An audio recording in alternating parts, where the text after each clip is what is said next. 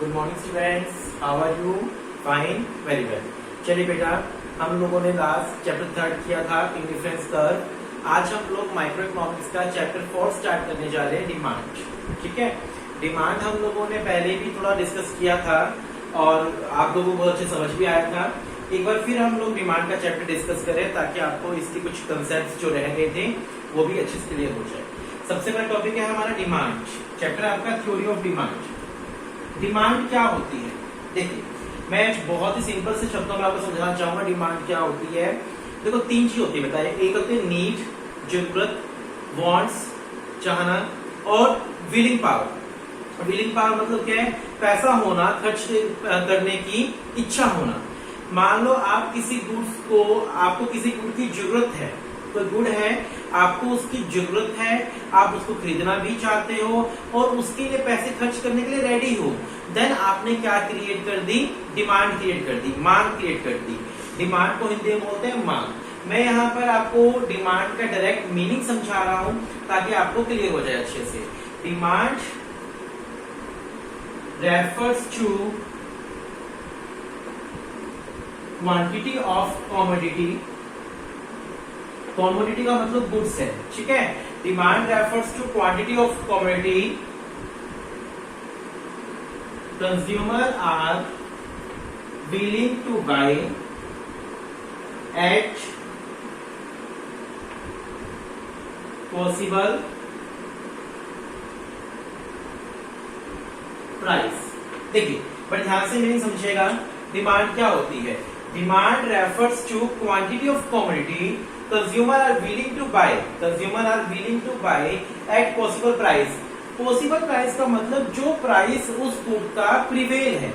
Possible price का मतलब क्या है? जो प्राइस उस गुड का मार्केट में प्रिवेल है, मौजूद है, उस प्राइस के ऊपर जब एक कंज्यूमर गुड्स को खरीदने के लिए क्या हो जाए? तैयार हो जाए। It refers to quantity of commodity consumer are willing to buy at possible price, that is called demand. Demand का मतलब क्या है? जब किसी गुड्स की क्वांटिटी कंज्यूमर खरीदने के लिए तैयार हो जाए उसके पॉसिबल प्राइस पर, देन वो क्या बन जाएगा? डिमांड बन जाएगा। बहुत ही सिंपल सा मीनिंग है यहाँ पर। Demand refers to quantity of commodity, goods की क्वांटिटी। कंज्यूमर आर विलिंग, कंज्यूमर तैयार है, विलिंग है to buy. Consumer are ready कर सकते हैं, आप विलिंग कर सकते हैं। Consumer are willing to buy at possible price. किसी गुड का जो प्राइस है, उस प्राइस पर जब कंज्यूमर उस गुड को खरीदने के लिए तैयार हो जाए, देन वो सिचुएशन क्या कहलाएगी? डिमांड कहलाएगी। आपको डिमांड का ये वाला मीनिंग अच्छे से याद करना है। Demand refers to quantity of commodity consumer are willing to buy at possible price. Clear है बिल्कुल आपको मीनिंग? ठीक है।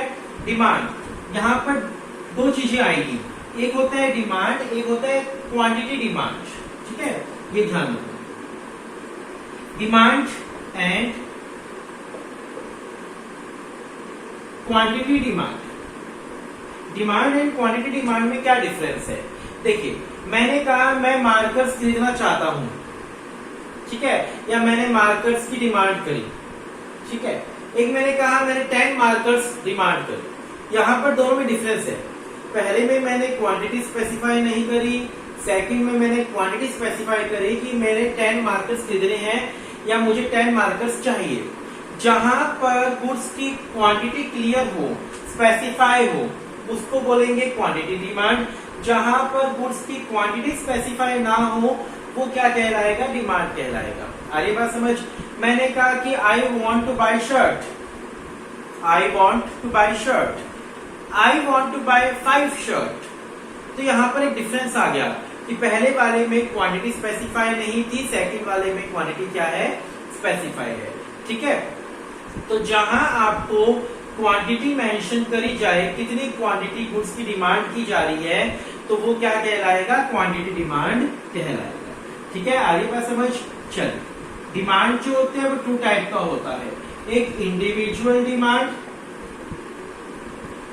एक मार्केट डिमांड। देखिए, इंडिविजुअल डिमांड और मार्केट डिमांड, क्या डिफरेंस है इन दोनों के अंदर? एक सिंगल कंज्यूमर की डिमांड को, सिंगल कंज्यूमर, एक सिंगल कंज्यूमर की डिमांड को बोलते हैं individual demand, and all consumer की डिमांड को क्या बोलेंगे, मार्केट डिमांड। देखिए, एक सिंगल कंज्यूमर की डिमांड को जब हम लोग स्टडी करते हैं तो वो क्या कहलाएगा, इंडिविजुअल डिमांड। हम मार्केट में ऑल कंज्यूमर की डिमांड को स्टडी करते हैं तो वो क्या कहलाएगी, मार्केट डिमांड कहलाएगी।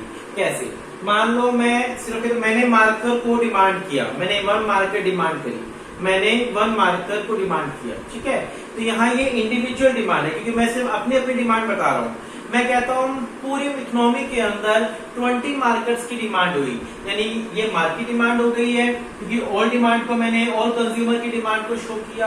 तो डिमांड 2 टाइप की होती है बेटा आपकी, एक इंडिविजुअल डिमांड और एक मार्केट डिमांड। जब हम लोग एक सिंगल कंज्यूमर की डिमांड को शो करते हैं तो वो इंडिविजुअल डिमांड होती है। जब हम पूरी मार्केट की ऑल कंज्यूमर की डिमांड को शो करें तो वो क्या कहलाएगी, मार्केट डिमांड कहलाएगी।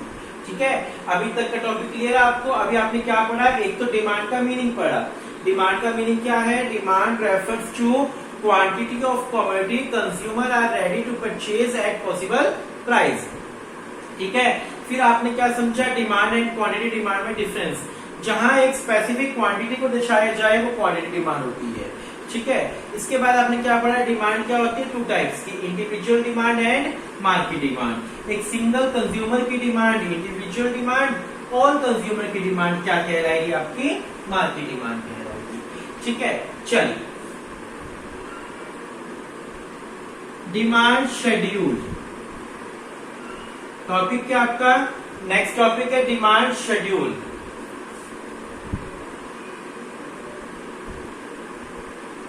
Tabular presentation of demand. जब हम लोग डिमांड को टेबल की फॉर्म में शो करें, टेबुलर प्रेजेंटेशन ऑफ डिमांड, जब हम डिमांड को टेबल की फॉर्म में शो करते हैं तो वो क्या कहलाती है, डिमांड शेड्यूल।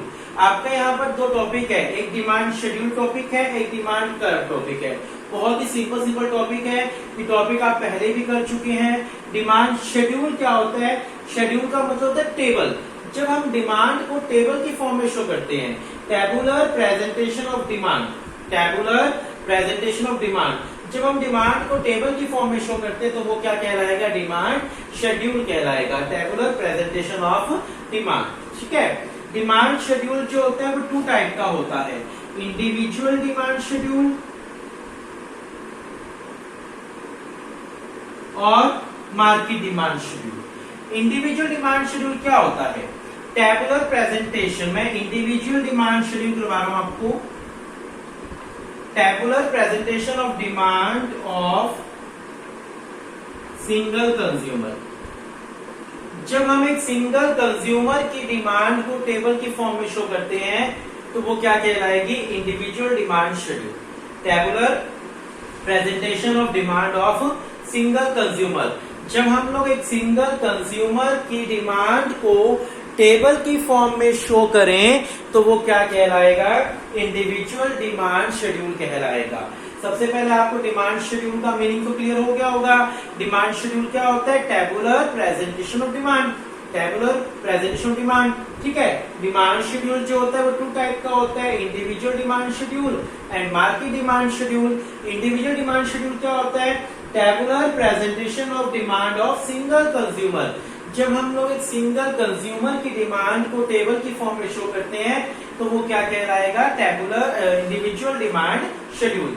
इसकी हम लोग टेबल बना के चलेंगे। यहाँ पर देखो, प्राइस और क्वांटिटी, आपको ये बात बिल्कुल क्लियर होगी कि प्राइस और डिमांड का हमेशा अपोजिट रिलेशन होता है। अपोजिट रिलेशन, अपोजिट रिलेशन का मतलब क्या, प्राइस इंक्रीज डिमांड डिक्रीज, 1 2 3 4 4 3 2 1। जैसे जैसे प्राइस बढ़ते हैं वैसे वैसे डिमांड क्या होती है, कम होती चली जाती है। ये रिलेशन आपको क्लियर होगा। चलिए, इंडिविजुअल डिमांड शेड्यूल के बाद आप पढ़ेंगे market demand schedule. Market demand schedule क्या होता है, tabular presentation of demand of all consumer. जब हम ऑल कंज्यूमर की डिमांड को टेबल की फॉर्म में शो करते हैं तो वो क्या कहलाएगा, मार्केट डिमांड शेड्यूल कहलाएगा। जब हम ऑल कंज्यूमर्स की डिमांड को टेबल की फॉर्म में शो करते हैं, tabular presentation of demand of all consumer. एक सिंगल कंज्यूमर की डिमांड को टेबल की फॉर्म में शो करा तो individual demand schedule, all consumer की डिमांड को टेबल की फॉर्म में शो करते हैं तो वो क्या बन जाएगा, मार्केट डिमांड शेड्यूल बन जाएगा। इसमें हम लोग मान के चलने की पूरी इकोनॉमी के अंदर 2 कंज्यूमर है, ए कंज्यूमर और B consumer, 5 4 3 2।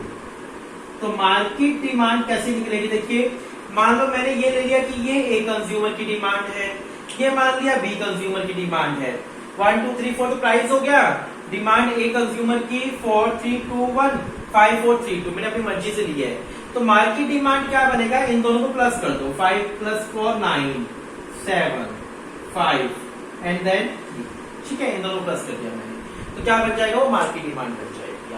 Demand schedule clear है कि डिमांड शेड्यूल क्या होता है, टेबल प्रेजेंटेशन ऑफ डिमांड। कितने टाइप की होती है, 2 टाइप की होते हैं, इंडिविजुअल डिमांड शेड्यूल और मार्केट डिमांड शेड्यूल। इंडिविजुअल में एक सिंगल कंज्यूमर की डिमांड को जब टेबल के फॉर्म में शो किया जाए, और मार्केट डिमांड शेड्यूल क्या होता है, जब ऑल कंज्यूमर की डिमांड को टेबल की फॉर्म में शो किया जाए। देन आपका टॉपिक है डिमांड कर्व। टॉपिक क्या आपका, डिमांड कर्व। कर्व का मतलब होता है ग्राफ, कर्व का मतलब क्या होता है, ग्राफ। तो यहां डेफिनेशन क्या बनेगी, ग्राफिकल प्रेजेंटेशन ऑफ डिमांड। जब हम डिमांड को ग्राफ की फॉर्म में शो करते हैं, जब हम लोग डिमांड को ग्राफ की फॉर्म में शो करते हैं तो वो क्या कहलाता है, डिमांड कर्व कहलाता है। डिमांड कर्व, डिमांड कर्व का क्या मीनिंग है, बहुत सिंपल सा मीनिंग है। डिमांड कर्व का meaning graphical presentation of demand, बहुत ही सिंपल सा मीनिंग आप लिख के आएंगे, ग्राफिकल प्रेजेंटेशन ऑफ डिमांड। जब डिमांड को ग्राफ की फॉर्म में शो किया जाए, graphical presentation of demand, that is called demand curve. Demand curve क्या होती है, graphical presentation of demand. Demand curve भी 2 टाइप की होती है, इंडिविजुअल डिमांड कर्व और मार्केट डिमांड कर्व। पहले हम लोग इंडिविजुअल डिमांड कर्व पढ़ रहे हैं, पहले हम लोग क्या पढ़ रहे हैं, इंडिविजुअल डिमांड कर्व। इसी से मीनिंग बनेगा graphical presentation of demand of single consumer. जब एक सिंगल कंज्यूमर की डिमांड को ग्राफ की फॉर्म में शो किया जाए, जब एक सिंगल कंज्यूमर की डिमांड को ग्राफ की फॉर्म में शो किया जाए तो वो क्या बन जाएगा, इंडिविजुअल डिमांड कर्व बन जाएगा।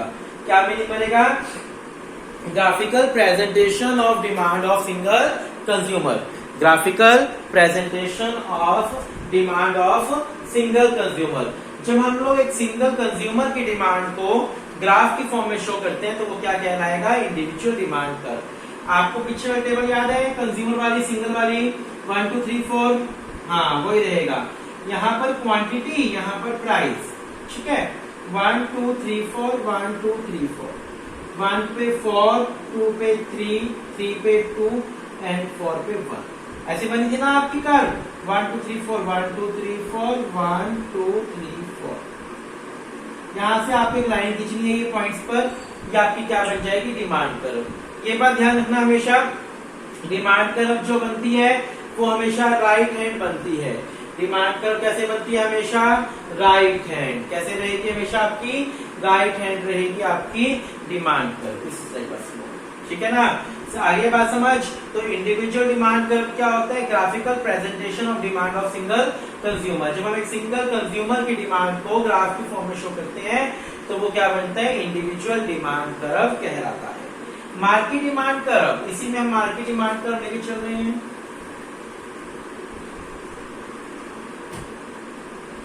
Market demand curve, graphical presentation of demand of all consumer.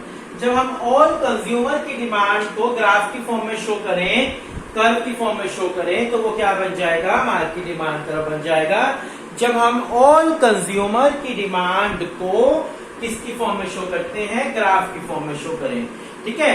बहुत सिंपल सा मीनिंग है, graphical presentation of demand of all consumer. आपको टेबल में अगेन बना देता हूं, यहाँ पर देखिए प्राइस था आपका 1 2 3 4, डिमांड ए की और बी की, हम लोगों ने 2 ली थी और ये मार्केट ली थी ना, 4 3 2 1 5 4 3 2 9 7 5 3।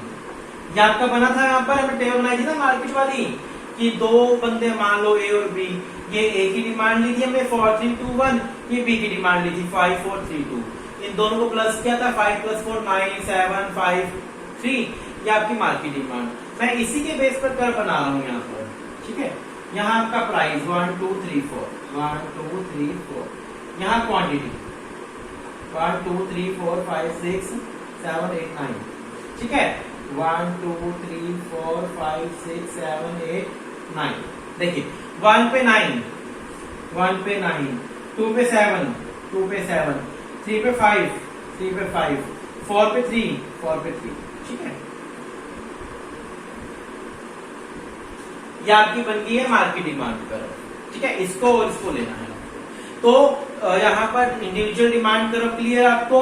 जब हम एक सिंगल मतलब कस्टमर की डिमांड को कर्व की फॉर्म में शो करें, जब ऑल कस्टमर की डिमांड को कर्व की फॉर्म में शो करते हैं तो वो क्या बन जाता है, मार्केट डिमांड कर्व बन जाता है। यहाँ आपको टॉपिक क्लियर है बिल्कुल, डिमांड का मीनिंग क्लियर है। Demand refers to quantity of commodity consumer are ready to purchase at possible price. Quantity demand and demand में क्या डिफरेंस है कि क्वांटिटी डिमांड में आपके पास एक स्पेसिफाइड क्वांटिटी आ जाएगी। जब मैं किसी स्पेसिफिक क्वांटिटी के बारे में बोलूं तो वो क्या कहलाएगी, क्वांटिटी डिमांड कहलाएगी। जब मैं किसके बारे में बोलूं, एक स्पेसिफिक क्वांटिटी के बारे में। उसके बाद आपने क्या पढ़ा, डिमांड पढ़ा कि डिमांड शेड्यूल क्या होता है, टेबुलर प्रेजेंटेशन ऑफ डिमांड। जब हम डिमांड को टेबल की फॉर्म में शो करते हैं तो वो डिमांड शेड्यूल है। डिमांड कर्व क्या पढ़ा आपने, जब हम डिमांड को ग्राफ की फॉर्म में शो करते हैं तो वो क्या बन जाएगा, डिमांड कर्व बन जाएगा आपका, ठीक है। आपने आज इतना ही टॉपिक अच्छे से पढ़ना है, डिमांड वाला चैप्टर बहुत अच्छे से करना है, क्योंकि डिमांड वाला चैप्टर बाकी चैप्टर्स की नींव है। अगर आपको यह चैप्टर अच्छे समझ आ गया तो बहुत सारे चैप्टर्स आगे भी अच्छे से समझ आते रहेंगे। सो आपको फर्स्टली तो ये वाला चैप्टर बहुत अच्छे से करना है। क्लियर बेटा, आज हम लोग डिमांड वाले चैप्टर में इतना ही कर रहे हैं। नया टॉपिक अभी आज पूरा नहीं हो पाएगा, इसलिए इसको यहाँ पर ही खत्म कर रहे हैं। Thank you, have a nice day.